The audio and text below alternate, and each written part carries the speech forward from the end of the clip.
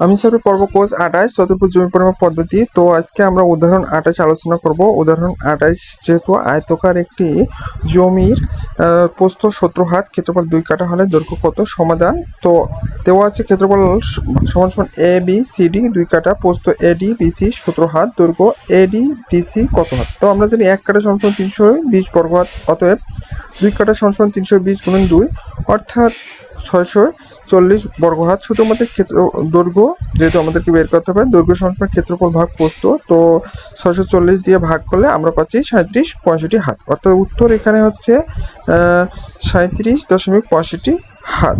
তো যেহেতু আমরা 640 পেয়েছি, 640কে 17 দিয়ে ভাগ করলে আমরা কিন্তু এই উত্তরটি পেয়ে যাব।